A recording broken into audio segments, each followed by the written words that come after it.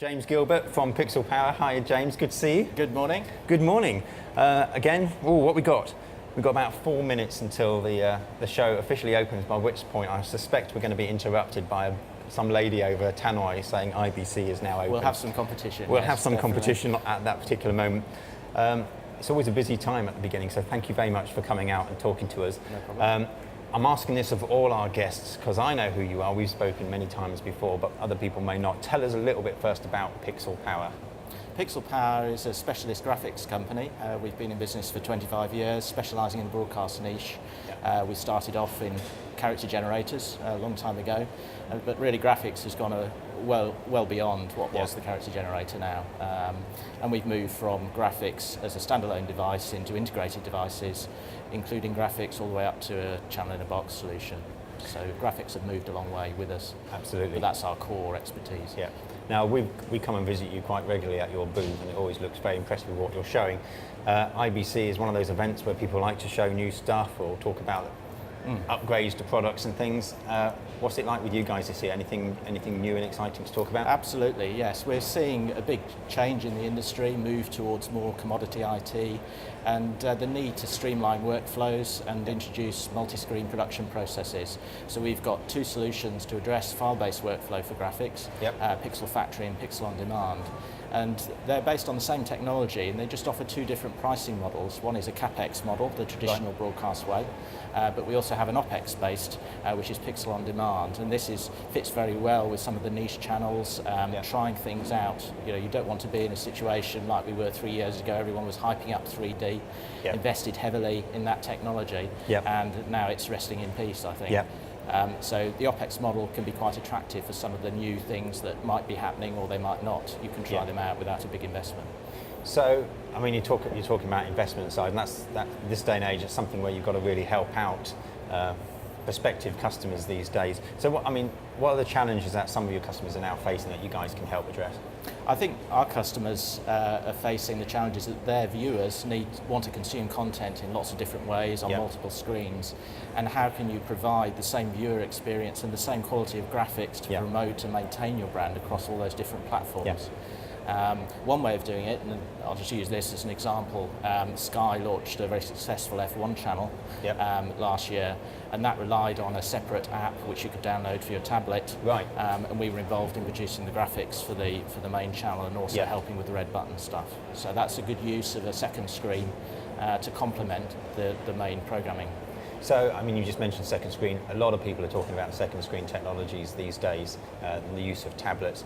And so you have that technology, that integration. We can produce graphics for any format using our file-based workflows. So the second screen shouldn't be overlooked, and it potentially provides another alternative to monetize content and also sell commercials to a very targeted demographic. And some broadcasters are beginning to take advantage of that.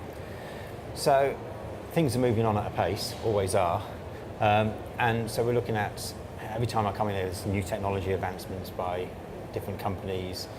You guys are always showing something new. How do you keep up these days with advancements in technology? It's a challenge because you have to keep up with advancements in technology and offer solutions as our customers' needs change, but you also have to maintain your core technology and your core customer base, because despite all these new things, multi-screen and all of that going on, most television is consumed still in a linear way. If you think about how your mother watches TV, that's never going to change, and we've got to continue to satisfy that.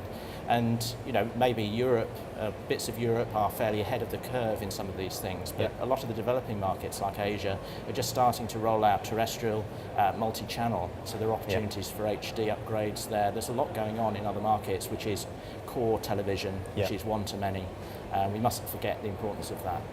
And then nowadays everybody's just watching content on so many different platforms. We've got TV, you've got iPads, you've got on-demand content. How do you sort of keep everything working together? You've got to have a very efficient technology base to be able to... Absolutely, because there's no extra revenue. In fact, broadcasters are feeling budgets being compromised all the time, and they've got to do more with less. But they also have to maintain the strength of their brand to make sure the branding is there across all the devices. And that's where we can play a part in helping them, giving a strong brand and maintain sophisticated graphics even on some of the other devices. Yeah. And that's again where the OpEx pricing Right. model can play in well, because you can put in sophisticated graphics where you need it without having to invest in a lot of infrastructure to do that. So particularly for new channels in developing markets, it's a cost-effective way.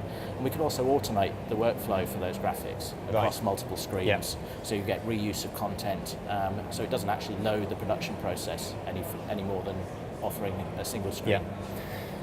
So, I mean, you mentioned 3D earlier, and it was it 3 years ago? It was massive, wasn't it? And you ask and you look around town, there probably won't be that much 3D stuff going on. Here it is. Wait for it. Any minute now, we will hear the dulcet tones of somebody saying, "Here we go. Broadcast show is now officially open." That's what the ding dong is, in case you're wondering. That's not on the show, but that's She's building up to it. She's building up. It's going to go on for about the next 2 minutes. Here we go. Yep, you can just hear it, but we'll carry on. There's plenty going on, as you say, technology-wise. You see lots of new technology, and you don't see it necessarily out there in the wild quite as quick as you would expect it to see. Is there anything blocking this technology going out?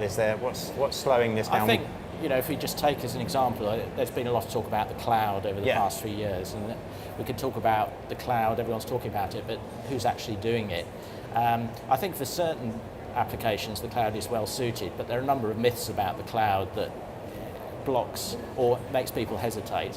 One of them is security. The cloud is not secure. We're going to put our precious content into the cloud and let Amazon look after it, or Google, or whoever. There are specialist providers who can address that. But if you bear in mind that every banking transaction is through the cloud, it is possible. The technology is there to make it secure. It's more of a psychological factor. I think the other myth about the cloud is that it's infinitely scalable and it's magic. And that's not really true. You need specialist skills to make it scalable. I think you've got to be intelligent about what applications you might choose to put in the cloud. I think probably the most common use of cloud amongst broadcasters is for things like project management. It's not for the actual production process. Although I think in the future, the production process, some aspects of it could move to the cloud. I think perhaps archive storage could go there as well. That kind of makes sense. There are already some transcode cloud-based offerings from Amazon, but they're very limited from a broadcast perspective because those traditional IT vendors don't understand the details of all the different formats, which is a nightmare for broadcasters. So I think it needs some niche players to get involved in the cloud to provide the specialist knowledge that broadcasters need from the cloud. So the cloud is kind of there, it's coming. I think the other thing we could talk about there is 4K. That's certainly a lot more real than 3D was. But it's going to be a while before people are receiving that in their homes. Relies on a high bandwidth network. I think for production it makes sense, and there's a lot of equipment and products on display here for producing 4K, and we can do 4K graphics with our Pixel Factory file-based render solution. So that will come, but I think people come to IBC to see the new technology for things that they might need in a couple of years' time. It's about that as well as what they need today. Talking about coming to IBC, obviously you've got a booth here. We have. I'm going to test you now. Do you know whereabouts that booth of yours is? Yes, it's in Hall 7. It's Alpha 31. It's at the bottom of the escalator from the bridge, and it's very close to a coffee bar. So excellent. Drop by, have a coffee, and come and look at what we've got there. Pixel Factory, Pixel OnDemand. Excellent. James, thank you for coming on. If people haven't been able to get to IBC and they want to find out some more information about you guys, is there a website they can go to? Absolutely, it's pixelpower.com. Very simple. Thank you. Appreciate you coming on just at the beginning of the show as well. So if you want to go and have a look at everything to do with Pixel Power, go and find their booth. James just gave the number out, and of course their website as well will have all the information that you need.